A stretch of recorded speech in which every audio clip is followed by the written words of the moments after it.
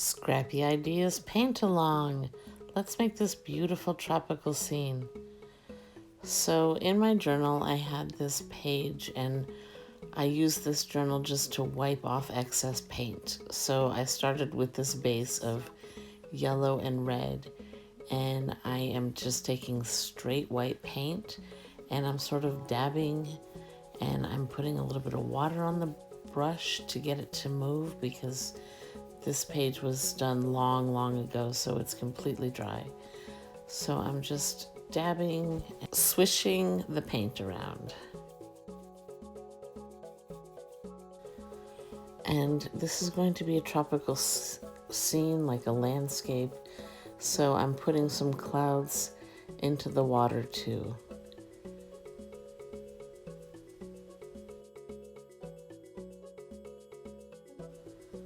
I'm taking a yellow and I'm putting it right there where there's mostly yellow in the sky, like a sunset. And then I'm also going to put it down below as a reflection in the water. And the sun changes colors several times throughout this process. I'm adding some straight white in there to get it to be a little bit more brilliant and stand out.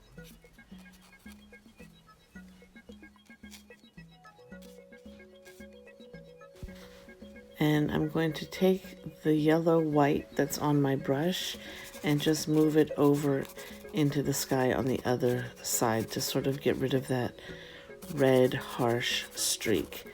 And I'm also going to go into what will eventually be the water and put some of that same color in there. Remember, what you do above, you're also going to do below. And I'm taking a dark blue and I'm taking a light blue and then a generous amount of white. And this blue is actually really crusty and creepy, but it's fine because this is just an old literal piece of junk mail that I'm turning into art. And here's my white.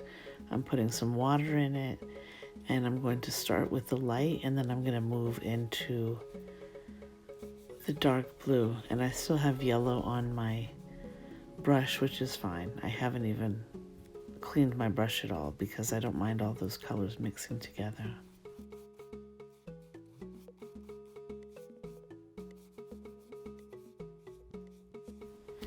And I've put a loose horizon line on there, and now I'm dragging the dark blue into the rest of the page also.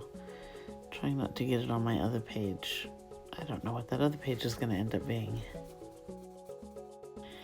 And as I'm dragging this across, I don't mind if there's red reflecting in the water or yellow reflecting in the water.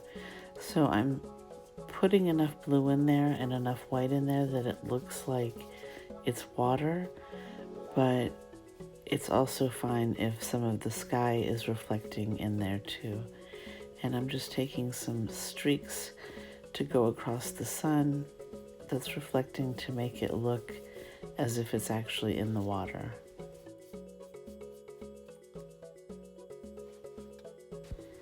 And since this page dictated that the sun was in that spot on the left-hand side because it was lighter, I'm taking the lighter blue and I'm putting it in the side, and the darker blue is going to be where the sun isn't shining as brightly.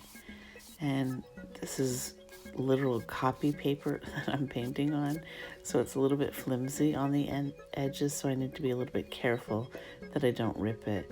And now I'm going in with a very loose hand here with just straight white, and I'm imagining I'm on the ocean and I'm just following and letting my brush bounce along the waves.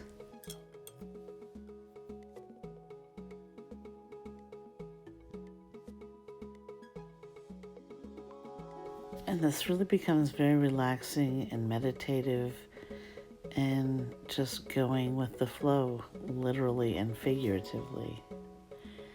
And I'm going to go back up into my sun, and since I didn't clean my brush, it's now starting to look like a moon, and it's turning a little bit blue, but I told you the sun was going to change colors several times. And once this dries a little bit, I'll go back and put more white in it, because I do want it to be the sun setting and not the moon rising.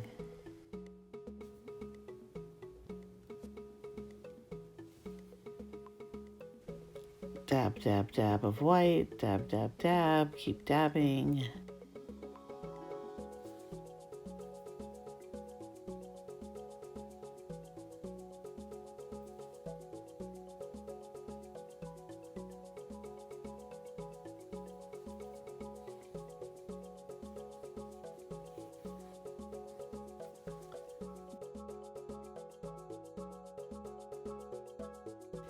And here I'm going to paint some land in the very far distance.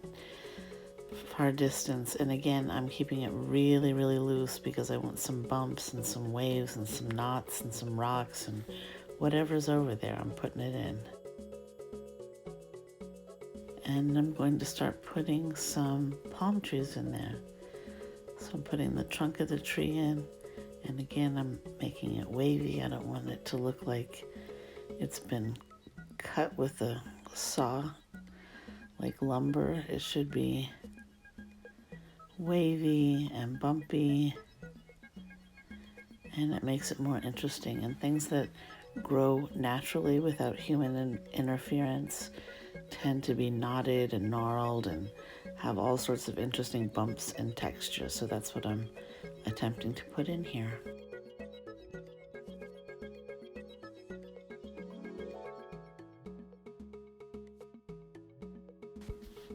And I'm going to start doing the palm trees, and I'm just doing a sort of upside down U or an N, and I'm just putting some little wispies in there.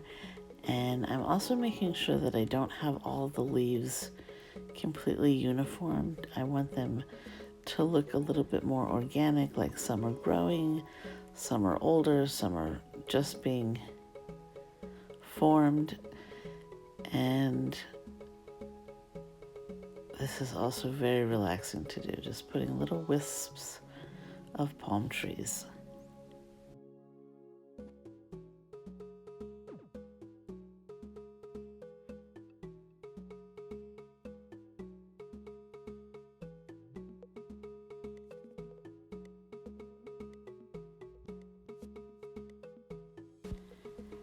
And the color I'm using is mostly black. It could be a little bit of gray because there may have been white on the brush, but it's a dark color.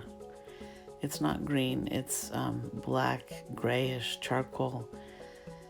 And because I'm imagining that the sun is behind it, so it's casting this sort of dark silhouette. And then I will go in and add some highlights into it too, so that it's not just a silhouette, but it has a little bit more depth to it. I'm extending the land a little bit, and again, I'm adding some bumps and ridges, and I'm taking a solid black now, and I'm putting it on the opposite side that the sun is, so that that's the part of the tree that's not getting any sunlight on it. And you could find some darker bits in the center of the palms. So think about how things look in real life. I'm not using any picture or anything. This is straight from the madness of my mind. And I've got white on there, fixing the sun a little bit, and I'm just going to take that same white and dab it on to some of the leaves. And I'm thinking again where the sun is, so that those are the leaves that would be getting the sun reflecting on it, and that side of the palm tree. And if I get a blob that's too white or too much in one spot, I can thin it out and blend it into the rest of the tree, or I can even go back and take some black to put it back and cover some of the white up. It's just a relaxing painting to do. Like that spot on the palm, I did go back and fix that after I took the photo because I didn't like that big blob. It's just paint. It can easily be fixed.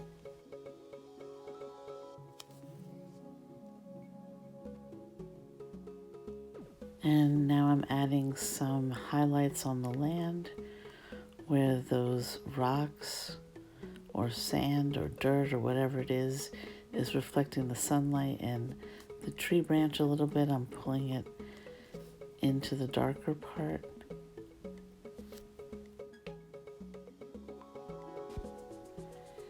And once I get the highlights where I want them, of course we have to have some birds in the sky. So I'm going to draw some little birds, and you see I didn't even clean the brush. This is whatever that color is, the black and white mixed together to make this sort of gray. And I have 3 palm trees, so I'm going to do an odd number of birds, and I end up putting 5 in. And you don't want to do them all in a row. You want to do some higher in the sky and some lower in the sky, as if they're diving onto the ground to get something to eat. I'm going to put my signature on it and wish all of you a great day. Make some art.